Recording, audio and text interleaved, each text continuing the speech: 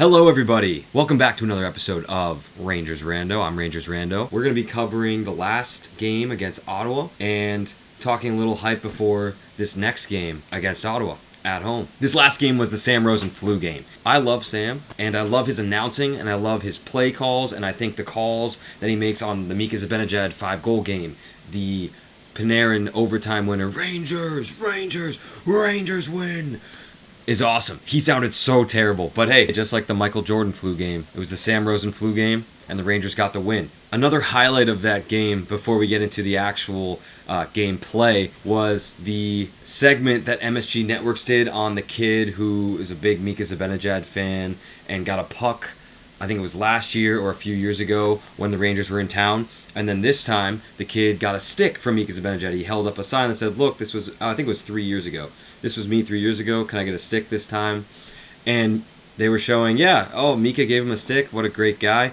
And then it just goes to a picture of the kid, like, totally digging into his nose. Like, going like this, flicking it, going to the next one, flicking it. Like, an all-time hilarious little bit that he wasn't doing it on purpose, but I just thought it was so funny that the network caught that. And for that kid, can you imagine going to school the next day?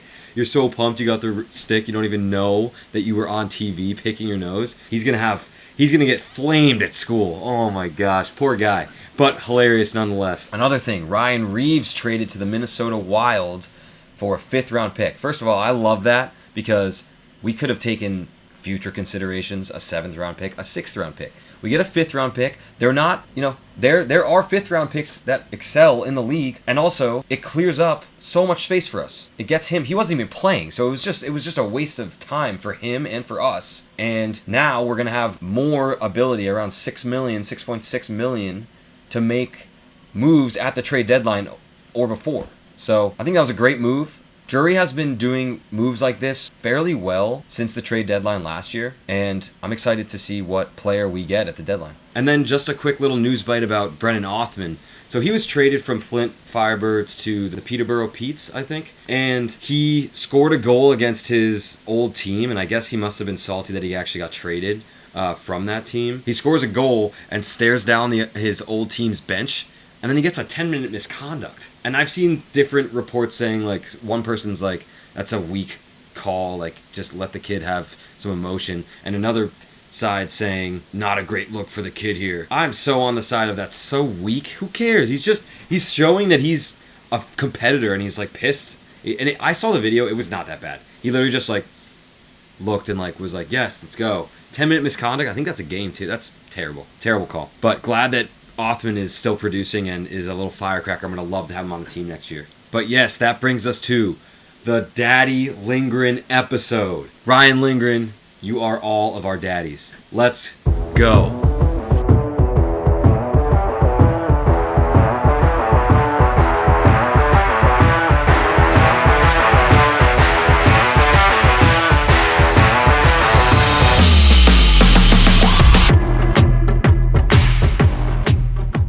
If you watch that game, you know who the man of the match is. Ryan Lindgren, 3 assists on all 3 goals. That guy's a warrior. The Rangers actually, I want to see an advanced stat. Someone commented.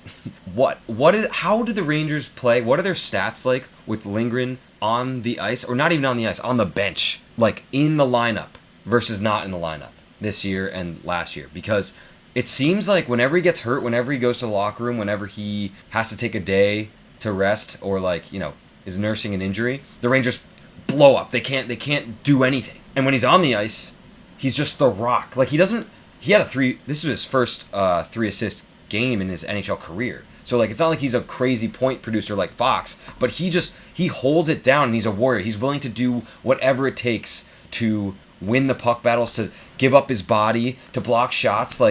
It's like him and Barclay Goodrow. Barclay Goodrow, again, he had a goal yesterday, but he's not a typical point producer. He's just a guy that swallows pucks and is willing to lay everything on the line to win battles. And those are the type of guys that I hate to say this because this was a huge debate when they fired Quinn and Gorton and Davidson. It was like, we're too soft to play against. We don't have people who win these battles or who are aggressive. Too many skill guys. So we got rid of Buchnevich, which is a bad idea, but got Blay, got a guy who hits more, but he doesn't. It's a little different. Blay runs around and throws the body, and that's cool. But he's not like, to me, he's not a Barclay Goodrow or Ryan Lindgren who will do anything to make the right play. And Lindgren has been showing time and time again, even over this skid, that he is one of the most valuable players on the team, even if he's not producing points. And finally, he got the points to produce last night. Ryan Lindgren is one of the most important players on this team right now. And I don't know what's going to happen either, because his contract's up in 2 years, and he's making $3 million. He deserves more, but we're going to have to get rid of him. We're trying to sign Lafreniere, Hedel, Kakko, Miller. I guess we could get rid of one of those guys, but I guess what do you value more? And how's Trocheck playing? Like, you could maybe get rid of Hedel. I don't want to, but if you have Trocheck and Mika buzzing, then you can get rid of Hedel and maybe use the difference to sign Lafreniere, Miller, and Lindgren. I don't know, though, because Lindgren, the player that he is, he might not have a long life in the NHL. He's injured every other game because he does these things where he just sells his body out and totally, wins every battle. I don't know what's going to happen. But for now, I'm just loving what he's doing for the team. I hope we get to make use of that in the next 2 years, and after that, who knows what happens. Dope of the day. I gotta listen.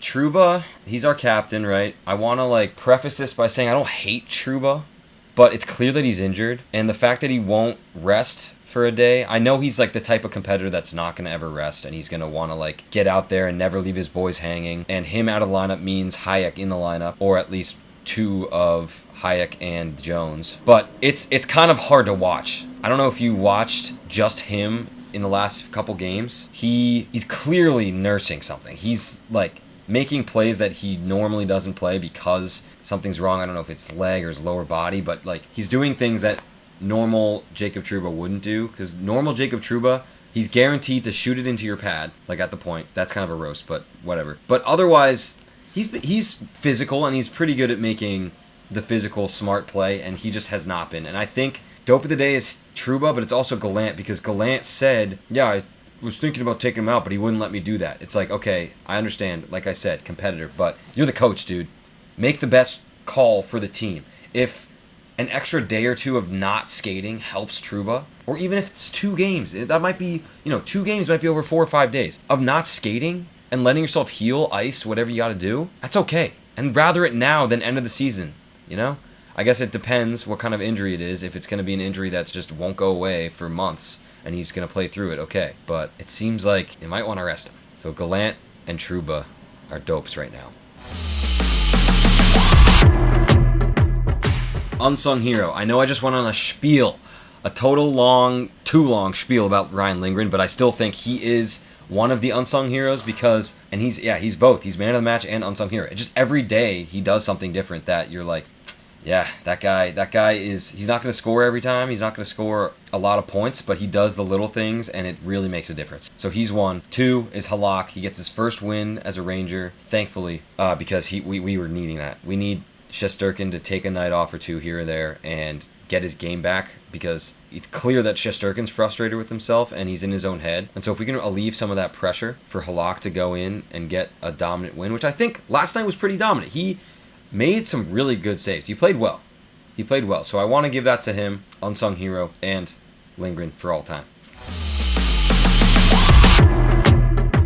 And finally, fire into the sun. The Rangers' inability to score goals. Have I said this before? I might have said this before. And posts. Get the posts out of there. Let's just make the net the whole length of the ice. And the Rangers would still find a way to shoot it out of the rink. We need to score. That's the biggest problem. We need to score. Please? Be so nice. You're probably saying, oh, well, we scored 3 this game, we scored 3 the last game, we scored 3 the other game. Yeah, and then we can't hold on to the lead. Figure it out. Score. Fine. 2 things. Score and hold on to the lead. Learn how to win, dudes. Come on. We have good defense. We know what we need to do. And I don't know what the problem is. If it's we need to get another defenseman, which I think we do. And now that we've traded Reeves, we have that capability at the deadline. We're going to have around 6.6 million at the deadline now, and before it was around $1 million. So that's at least 1 player, it might be 2, and I'm sure we're going to clear up some other space somehow with either transactions or trading someone like Blay. But yeah, we need to hold on to these leads that we're getting. Okay, that wraps up the superlatives. I want to just talk a little bit about a couple things going on around the league. For one, the Metro is freaking good. The Devils, the Hurricanes, the Islanders, it's like so annoying. It's so annoying. And now the Penguins are even ahead of us right now. Rangers have a long way to go to get into those top 3 spots or to get into the wild card. I predicted Rangers would be 1 or 2. It's definitely in the Metro. That's definitely looking wrong right now. Like I will be happy if we get into a wild card spot at this point, just from the way that we've been playing. And it could all change around. Like if they just go on a tear and they play how we think that they can play, they could end up 3rd or 2nd. I don't think we're going to touch 1st, but a lot of the teams last year that were bad, Islanders, Devils, even teams in the Atlantic, the Red Wings are in a wild card spot right now. It's tough. It's going to be tough, but let's keep the faith. All right, and now just to wrap up, we are playing against Ottawa tonight, 7 p.m. at MSG, hoping to generate a win here, get some points, and maybe go on a little run. We know the Rangers need it. I think the lines were just released, and it looks like they're keeping that top line together. They have Kreider, Mika, Vesey. Obviously, I've said it all year. Everyone said it all year. Vesey, we don't want him to be the top line guy, but he got a goal last game, and he's been playing well. He's a shoot first type of guy, kind of. He'll go to the dirty areas, whereas Zibanejad might not, and Kreider's just going straight line guy. So that's a very versatile line. It's dynamic. It has different skills and attributes. For now, at the deadline, I hope we get someone to replace Vesey. But for now, it's kind of working, so let's just leave it as it is. I understand that move. The second line, we have Panarin and Hedl, no change there, and Kravtsov coming up on the right wing. Hedl, for one, deserves this second line opportunity. He's been awesome. Nothing against Trocheck, but Hedl's been very good. Panarin needs to get going, needs some of those younger legs to help him and maybe take those shots that he's distributing. And then Kravtsov I thought he had a really good game last game and just played simple. There were a couple times where he was going into the boards and he kind of stopped up. So I could tell there's a little bit of a hesitation there, but he's got to protect himself. He's been hurt. He's gone into the boards hard with a couple other players, and that's kept him sidelined for multiple games. So as long as he does that and then makes a smart play and doesn't completely give up on a puck battle, I love that. And I love seeing the kid going up to the second line. Hopefully that can get that whole line going. The third line now, we have Kakko on the right wing with Trocheck and Lafreniere. You think about Kakko and Lafreniere being the second overall and the first overall pick, respectively. Playing on the third line doesn't sound good, but I don't think they're getting buried there. I think they're going to roll the lines through fairly evenly because you have a good mix of veterans and the young guys. I think Trocheck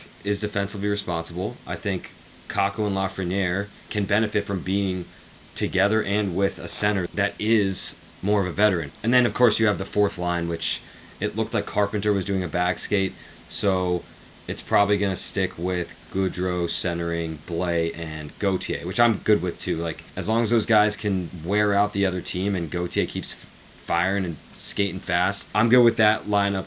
First 4 lines. Now going to the D pairs, it looks like it's going to be the same except possibly having Hayek come in for Jones. Jones was the other skater with Carpenter doing the bag skate. So the pairs would be Fox and Lindgren, Miller and Schneider, and then Trouba and Hayek. I don't know. I guess we'll see. Hayek has been better, like I've been saying, but having Hayek and a hurt Trouba might be a defensive nightmare. I guess we'll see. I could be wrong. Maybe Gallant will choose to go Hayek with Miller and Trouba with Schneider. That might be a little bit more even, but that remains to be seen. We'll see once they take the opening warm-up skates tonight. And then, of course, we have Igor in net. It's time to get him going, and he needs a bounce-back game big. All right, that's it for this episode. If you like this, please leave a comment, subscribe. Thank you for joining me. Let's go Rangers.